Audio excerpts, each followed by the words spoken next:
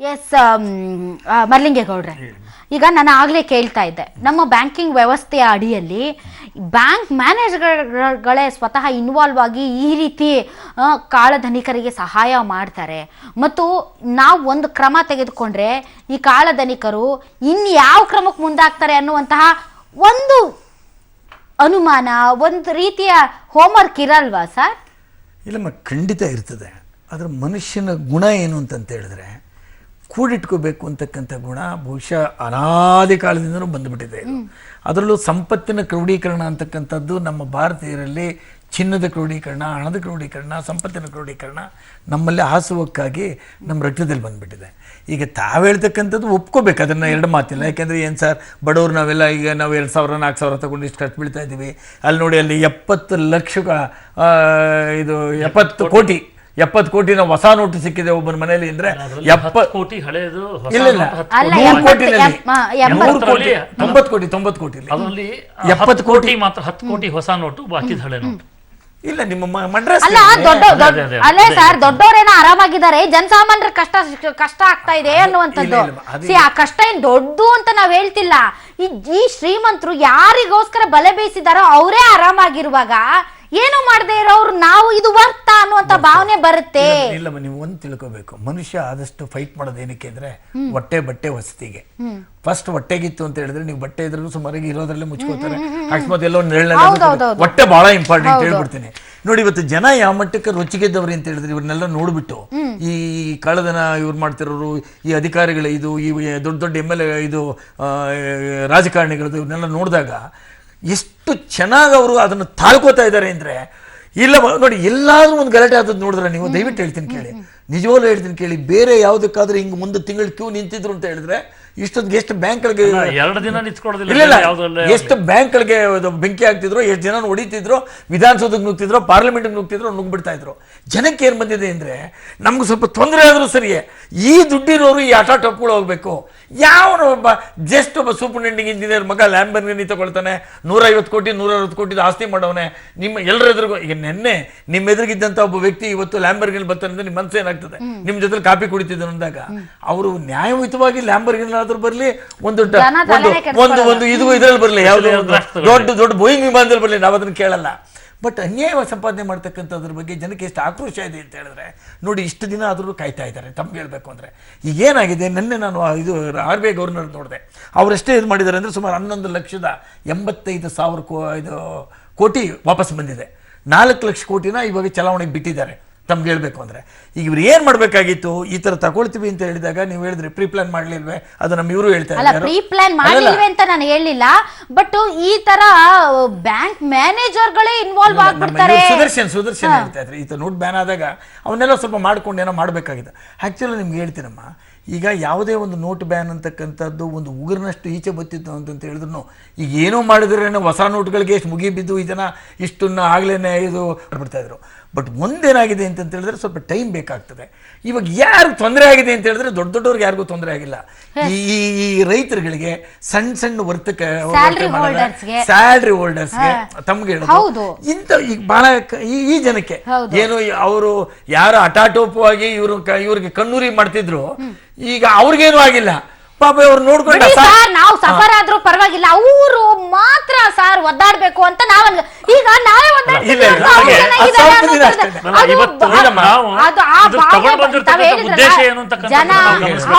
ಉದ್ದೇಶಕ್ಕೋಸ್ಕರನೇ ಜನ ಸುಮ್ಮನೆ ಇದ್ದಾರೆ ಸರ್. ಜನರಿಗೆ ಸರ್ ಹೇಳಿದ್ರಲ್ಲ, ನನ್ ಕಣ್ಣೆದ್ರ ಸೈಕಲ್ ಅಲ್ಲಿ ಓಡಾಡ್ತಾ ಇದ್ದವರು ಈಗ ಅದೇನೋ ಲ್ಯಾಂಬೋರ್ಗಿನಿ ಪೋರ್ಸೆ ಬೀರ್ಸೆ ಅಲ್ಲಿ ಓಡಾಡ್ತಾರೆ ಅನ್ನುವಾಗ ಎಲ್ಲರೂ ನಮ್ಮಂಗೆ ಆಗ್ಬೇಕು, ಈ ಸಂಪತ್ತಿನ ವಿಕೇಂದ್ರೀಕರಣ ಆಗ್ಬೇಕು, ಯಾರು ಕೂಡಿ ಇಟ್ಕೊಂಡಿದ್ದಾರೆ ಎಲ್ಲ ಹಾಳಾಗೋಗ್ಬೇಕು ಅವ್ರದ್ದು ಅನ್ನುವಂತ ಒಂದು ಆಕ್ರೋಶ ಇದೆ. ಹಾಗಾಗಿ ಪ್ರಧಾನಿಗಳ ಈ ಉದ್ದೇಶಕ್ಕೆ ಎಲ್ಲರೂ ಕೈ ಜೋಡಿಸಿದ್ದಾರೆ. ಹಾಗಾಗಿನೇ ನೋ ಕ್ಯಾಶ್ ಅಂತ ಬೋರ್ಡ್ ಇದ್ರು ಬಾಯ್ ಮುಚ್ಕೊಂಡು ಮನೆಯಲ್ಲಿ ಇದ್ದಾರೆ. ಆಗ್ಲಿ ಡಿಸೆಂಬರ್ 31ರವರೆಗೆ ಕಾಯ್ತೀವಿ ಅಂತ. ಅಂತದ್ರ ಮಧ್ಯೆ 1 ಕ್ವಿಂಟಾಲ್ ಚಿನ್ನ ಅಂತೆ, ಹೊಸ ಅಂತವು ಸರ್, ಅಂತವು ಬಂದಾಗ ಜನಕ್ಕೆ ಬೆಳಿಗ್ಗೆ ಯಾರು ಅಂತಾರೆ, ಏನ್ ಬಿಡಿ ಮೇಡಮ್ ಚೆನ್ನಾಗಿ ಮಾಡ್ಕೊಳ್ಳೋರು ಮಾಡ್ಕೊಂಡಿದ್ದಾರೆ, ನಮ್ಮಂತವ್ರೆ ಪರದಾಡ್ತಾರೆ. ರಾಷ್ಟ್ರದಲ್ಲಿ ಒಂದು ಪ್ಯಾರಲ್ ಎಕಾನಮಿ ಇವತ್ತೇನಿತ್ತು ಬ್ಲಾಕ್ ಮನಿದು ಇದ್ರದ್ದೇ ಆದಂತಹ ಒಂದು ರೀತಿಯ ಒಂದು ಎಕಾನಮಿ ನಡೀತಾ ಇತ್ತು. ಇದನ್ನ ಮೇನ್ ಸ್ಟ್ರೀಮಿಗೆ ತರಬೇಕಾಗಿತ್ತು ಈ ದುಡ್ಡು ಎಲ್ಲವನ್ನು ಕೂಡ. ಇವತ್ತಿಗಾಗಲೇ 11 ಲಕ್ಷ ಕೋಟಿ 11 ಹೆಚ್ಚು ಕಡಿಮೆ ಆಲ್ಮೋಸ್ಟ್ 12 crores ವಾಪಸ್ ಬಂದಿದೆ ಅಂತ ಹೇಳಿದ್ರೆ ಇದೆಲ್ಲ ಕೂಡ ಮೇನ್ ಸ್ಟ್ರೀಮಿಗೆ ಬರುತ್ತೆ. ಈ ದುಡ್ಡು ಇವತ್ತು ದುಡಿಯುವ ಬಂಡವಾಳವಾಗಿ ಬೇರೆ ಬೇರೆ ಕ್ಷೇತ್ರಗಳಲ್ಲಿ ಇನ್ವೆಸ್ಟ್ ಆಗಬೇಕು, ಚಲಾವಣೆಗೆ ಬರಬೇಕು. ಇವತ್ತು ಯಾವುದೇ ಇಂಡಸ್ಟ್ರಿಗಳಿಗಾಗಲಿ, ಸ್ಮಾಲ್ ಸ್ಕೇಲ್ ಇಂಡಸ್ಟ್ರಿ ಆಗಿರ್ಬೋದು, ಮೀಡಿಯಂ ಸ್ಕೇಲ್ ಇಂಡಸ್ಟ್ರಿ ಆಗಿರ್ಬೋದು, ಬಿಸ್ನೆಸ್ ಸೆಕ್ಟರ್ ಆಗಿರ್ಬೋದು, ರೈತರಿಗಾಗಿರ್ಬೋದು. ಅಲ್ಲ ಸರ್, ಈಗ ಬಂದಿರೋ ದುಡ್ಡೆಷ್ಟು ಸರ್, ಬಂದಿರೋ ದುಡ್ಡೆಷ್ಟು, ಅದರಿಂದ ಜನರಿಗೆ ಆಗುವಂತ ಲಾಭ ಏನು ತತ್ಕ್ಷಣಕ್ಕೆ ಕಾಣುವಂತದ್ದಲ್ಲ. ಇದು ನಮಗೆ ತತ್ಕ್ಷಣಕ್ಕೆ ಬೇಕಾಗಿರುವಂತದ್ದು. ನಾವು ತಾಳ್ಮೆಯಿಂದ ಕಾದಿರೋದಕ್ಕೆ. ಹಿಂದೆ ಹೆಂಗೆ ಬ್ಯಾಂಕಿಂಗ್ ವ್ಯವಸ್ಥೆ ಇತ್ತು ಮರಲಿಂಗೇಗೌಡ್ರೆ, ಹಂಗಾದ್ರೆ ಸಾಕು. ನಮ್ಗೆ ಎಷ್ಟು ಕೋಟಿ ಹಣ ಬಂದ್ಬಿಟ್ಟಿದೆ, ಇದರಿಂದ ಏನೇನ್ ಮಾಡ್ತಾರೆ ಅದ್ರ ಬಗ್ಗೆ ಜನ ಸದ್ಯಕ್ಕಂತೂ ತಲೆ ಕೆಡಿಸ್ಕೊಂಡಿಲ್ಲ.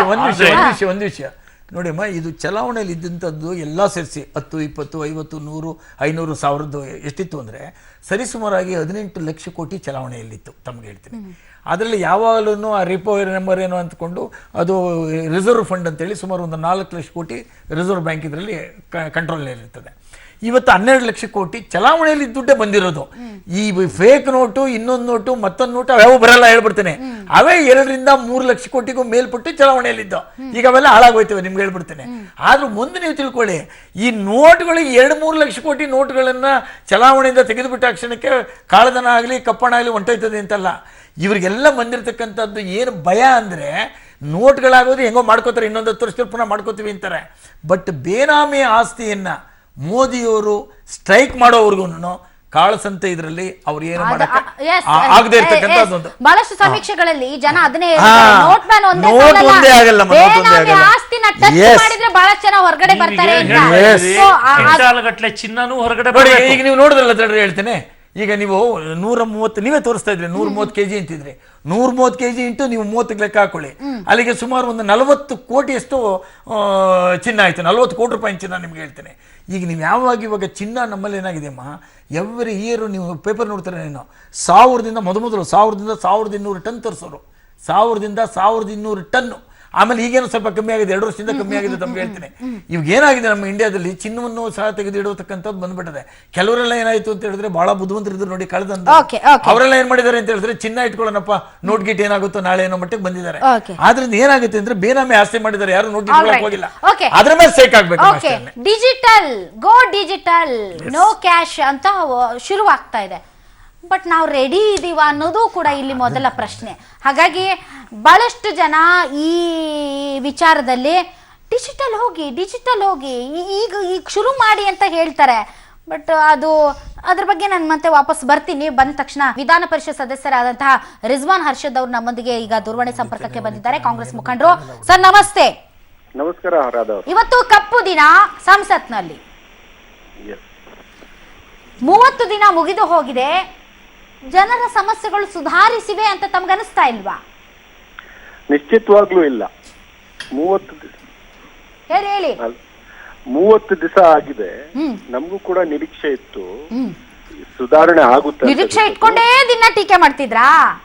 ಇಲ್ಲ, ನಿರೀಕ್ಷೆ ಇತ್ತು. ನಿರೀಕ್ಷೆ ಇಟ್ಕೋಬೇಕಾದ್ರೆ ಅವರು ಸರ್ಕಾರದಿಂದ ಬಹಳಷ್ಟು ಆಶ್ವಾಸನೆ ಕೊಟ್ಟಿದ್ರು ಬಿಜೆಪಿಯವರು. ಆದ್ರೆ ಇವತ್ತು ಏನ್ ಮಾಡಿದಾರೆ ಇವರು, 86% ಕರೆನ್ಸಿ ಏನ್ ವಿಡ್ರಾ ಮಾಡಿದ್ರು, 2100 ಕೋಟಿ ನೋಟ್ಗಳು ವಿಡ್ರಾ ಮಾಡಿದ್ರು. ಬಟ್ ನಮ್ಮ ಪ್ರಿಂಟಿಂಗ್ ಕೆಪಾಸಿಟಿ ಏನಿದೆ ನಮ್ಮ ದೇಶದಲ್ಲಿ, 300 ಕೋಟಿ ನೋಟ್ ವ್ಯಾಲ್ಯೂ ಇಲ್ಲ. Note, individual note bill print ಮಾಡೋದ್ ಕೆಪಾಸಿಟಿ ಫುಲ್ ಟೈಮ್ ಆದ್ರೆ.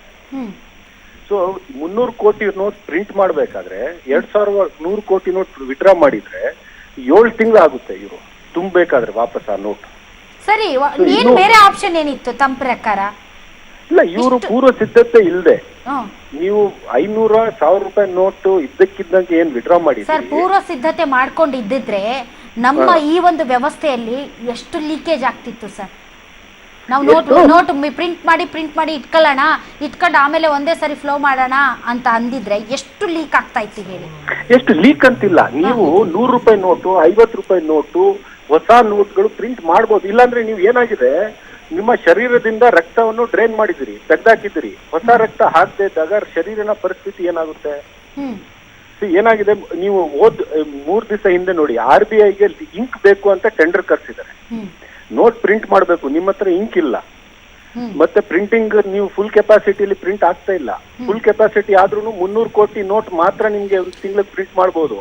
ನೀವು 15 ಲಕ್ಷ ಕೋಟಿ ನೀವು ವಿಡ್ರಾ ಮಾಡಿದ್ರಿ ಸಿಸ್ಟಮ್ ಇಂದ. ಇಡೀ ಮಾರ್ಕೆಟ್ ವ್ಯವಸ್ಥೆನೂ ಅಸ್ತವ್ಯಸ್ತ ಆಗಿ ಹೋಗಿದೆ. ಸೊ ಇವತ್ತೇನಾಗಿದೆ, ಒಂದ್ ನಿಮಿಷ ಹರ್ಷದ್ ಅವರೇ ನಮಸ್ಕಾರ. ರಿಜ್ವಾನ್ ಹರ್ಷದ್ ಅವರೇ ನಮಸ್ಕಾರ. ನಾನು ರವಿ ಸುಬ್ರಹ್ಮಣ್ಯ ಮಾತಾಡ್ತೀನಿ. ನಮಸ್ಕಾರ.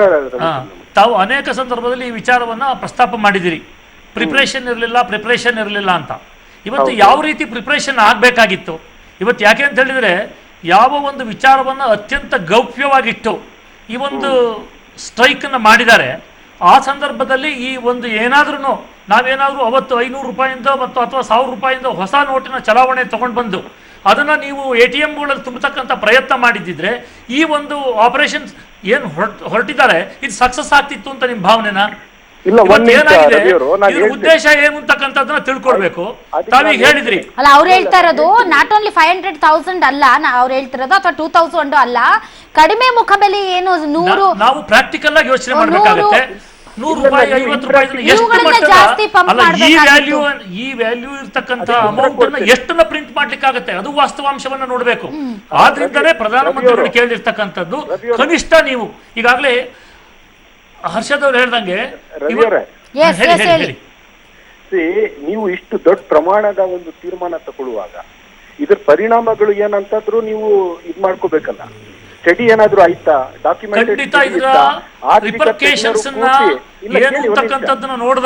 ಪ್ರಧಾನಮಂತ್ರಿಗಳು ಇಂಥ ನಿರ್ಧಾರ ತಗೋತಾರೆ ಅಂತಕ್ಕಂಥದ್ದಲ್ಲ. ಯಾವುದೇ ಒಂದು ಕೆಲಸ ಆಗ್ಬೇಕಾದ್ರೆ ದಯವಿಟ್ಟು ಕೇಳಿ, ಆರ್ಥಿಕ ತಜ್ಞರು ಯಾರಾದ್ರೂ ಕೂತಿ ಡಾಕ್ಯುಮೆಂಟೆಡ್ ಸ್ಟಡಿ ಆಗಿತ್ತಾ? ಯಾಕಂದ್ರೆ 2012 CBDT ಮುಖಾಂತರ ಒಂದು ವರದಿ ತೆಗೆಸಿದ್ದು UPA ಸರ್ಕಾರ. ಈ ತರ ಡಿಮಾನಿಟೈಸೇಷನ್ ಮಾಡಿದ್ರೆ ಅರ್ಥವ್ಯವಸ್ಥೆ ಮೇಲೆ ಏನ್ ಪರಿಣಾಮ ಬೀಳುತ್ತೆ ಅಂತ ನೀವು ಮಾಡ್ಕೂಡ್ದು ಅಂತ CBDT ರಿಪೋರ್ಟ್ ಕೊಟ್ಟಿದೆ. ಯಾಕಂದ್ರೆ ಇದರಿಂದ ಯಾವುದು ಒಳ್ಳೇದಾಗತ್ತು ಕಡಿಮೆ, ಹಾನಿಯಾಗದ್ ಜಾಸ್ತಿ ಆಗುತ್ತೆ ಅಂತಕ್ಕಂಥದ್ದು CBDTಯ ಅಧಿಕೃತವಾದಂತ ಅಂದಿನ ಸರ್ಕಾರಕ್ಕೆ ರಿಪೋರ್ಟ್ ಇದೆ. ನೀವು ತೀರ್ಮಾನ ಮಾಡುವಾಗ ಯಾವ ಆರ್ಥಿಕ ತಜ್ಞರಿಗೆ ಕೂರಿಸಿ ಡಾಕ್ಯುಮೆಂಟೆಡ್ ಸ್ಟಡಿ ಏನಾದ್ರು ಮಾಡಿ ಪರಿಣಾಮಗಳು ಅಲ್ಲ ಸರ್ ರಿಜ್ವಾನ್ ಸರ್ ಇಷ್ಟು ದೊಡ್ಡ ಅರ್ಥವ್ಯವಸ್ಥೆಯ ಪ್ರಪಂಚದ ಇಷ್ಟು ದೊಡ್ಡ ಅರ್ಥವ್ಯವಸ್ಥೆಯ ದೇಶದಲ್ಲಿ ಆರ್ಥಿಕ ತಜ್ಞರ ಸಲಹೆ ಸೂಚನೆ ಇಲ್ದೇನೆ ಒಬ್ಬ ಪ್ರಧಾನಿಗಳು ಇಷ್ಟು ದೊಡ್ಡ ಕೆಲಸಕ್ಕೆ ಕೈ ಹಾಕ್ತಾರೆ ಅನ್ನುವಂಥದ್ದನ್ನ ನಾನು ನಿಜಕ್ಕೂ ಒಪ್ಕೊಳ್ಳೋದಕ್ಕೆ ಈ ಸಂದರ್ಭದಲ್ಲಿ ರೆಡಿ ಇಲ್ಲ. ಓಕೆ, ಬಟ್ 20 ದಿನ ಉಳಿದಿದೆ. Okay, let's move forward. 20 ದಿನ ಉಳಿದಿದೆ ರಿಜ್ವಾನ್ ಅವರೇ. 20 ದಿನದಲ್ಲಿ ಎಲ್ಲ ಸರಿ ಹೋಗುತ್ತೆ ಅನ್ನುವಂತಹ ಭರವಸೆ ತಮ್ಗಿದೆಯಾ? ಇಲ್ಲ, ನಿಶ್ಚಿತವಾಗ್ಲೂ ಇಲ್ಲ.